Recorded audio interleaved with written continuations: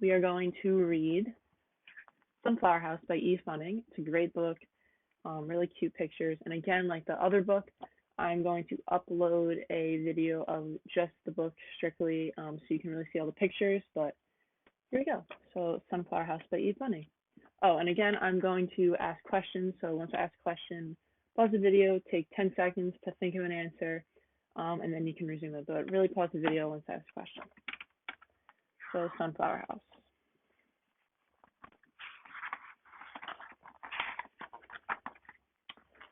First, I pull out all the weeds. Then I sow my sunflower seeds. It says to set them in a line, but Dad says round and round is fine. So here he is. He's doing it around his dad. His mom is watching. He's planting them, and then we got a dog. My first question is, have you guys ever planted a seed, a flower before, and what kind? Or do you know anyone?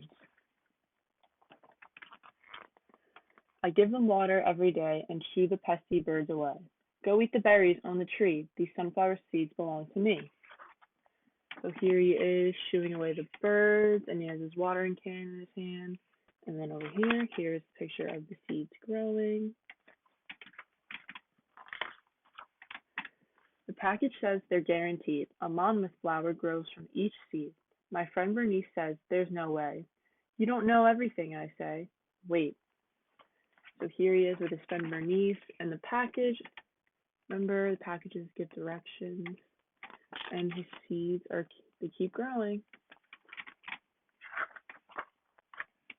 The stems poke up, all ringed around, a pale green circle in the ground. So here he is, and his dog.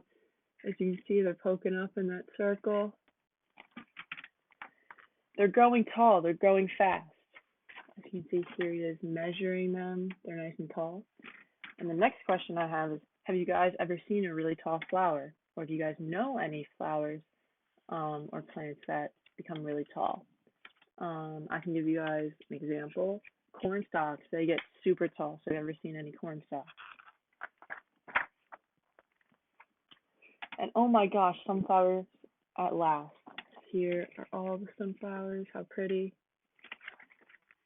All frilly yellow, big and bright. Monmouth is the word, all right. Here he is playing in them with his dog. Their petals open wide and spread, a golden roof above my head. My friends come rushing down to see the sunflower house hand-grown by me. There's lots of room inside for three. Mom brings us cookies and iced tea, but Mom and Dad can't fit it all. They're much too big and wide and tall. So here are the cookies and iced tea. His mom brought them. And then here they are playing in it. As you can see, Mom and Dad can't fit. They're in the back. That's him and his two friends. All summer long, the house is ours. We play in it for hours and hours. It's a castle. It's a cage. They're jungle beasts that roar and rage. So here they are playing in it. He looks like he's like a tiger or a lion or something. My friends sleep out with me one night, bundled up and snuggled tight. Moon shadows shiver on the ground. The sunflowers whisper all around. Here they are in their sleepover, telling some stories. They whisper songs of heat and rain and things too secret to explain. I see the stars playing peekaboo and wish a wish that can't come true. And here he is, looking up at the stars. And then here's a cool little picture.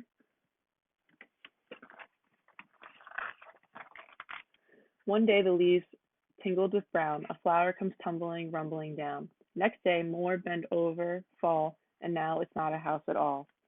As you can see over here, this is what it begins to look like. It's not as tall anymore. It's starting to lean down. And the question I'm asking you guys is, do you know what season that this starts to take place for a bunch of flowers where they start to bend down? They don't look as healthy anymore. I'll give you a hint. It's when it starts to get a little bit colder out. We tie it up with strings and sticks, but it's impossible to fix. It's gone everywhere. Nothing we can do, not even glue's all glue. So as you can see, trying to pull them back up with sticks. Here's the flour on the ground. There's the glue as they're trying. Wait! See, you must have an idea. And here's some yarn. There's still the puffy middle part that's filled with seeds, enough to start another sunflower house next spring, with walls and roofs and everything. It's neat to think when something's gone, a part of it goes on and on. It's such a super duper plan. We picked out all the seeds we can. As you can see, they're picking out the seeds that are in the middle part of the sunflower. Here he is picking them out.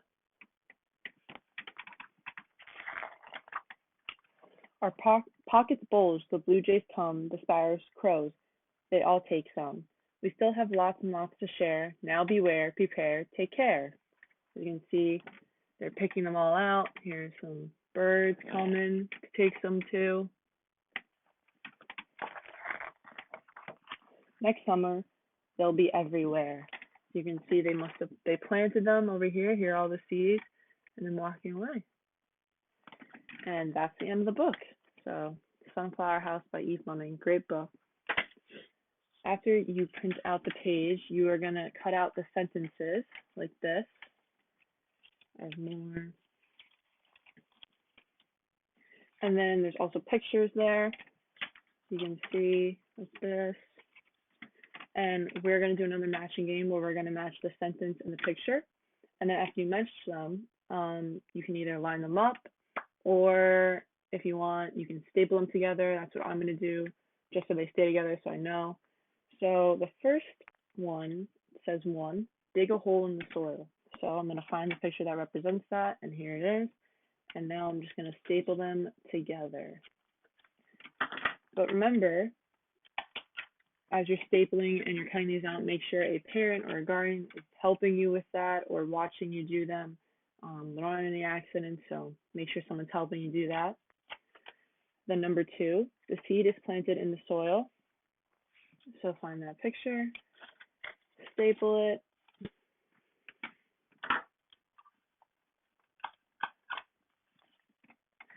Number 3, germination, the seed grows into a sprout. Here's the picture. Doesn't matter how you staple it, any way you want. You don't have to staple it again. You can just line them up, glue them together, like on the back, whatever you guys want, whatever works for you. 4, roots and stems. The roots continue to grow. The stem pushes its way up to the soil surface. That would be this one. Staple it. 5, seedling. The seedling grows out of the ground. The stem and its leaf grows towards the sunlight. The leaves make food for plants. Here we go.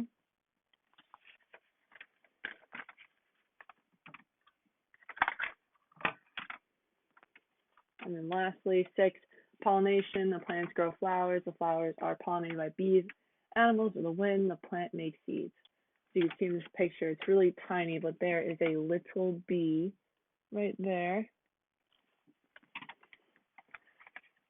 So staple that. And then that is the end of the first activity.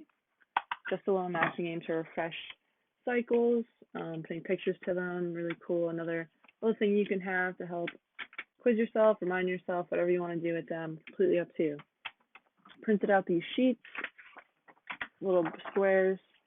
These are going to be the pages for your storybook, and then some arrows. Again, when you're cutting them out, make sure someone is supervising you and helping you do that.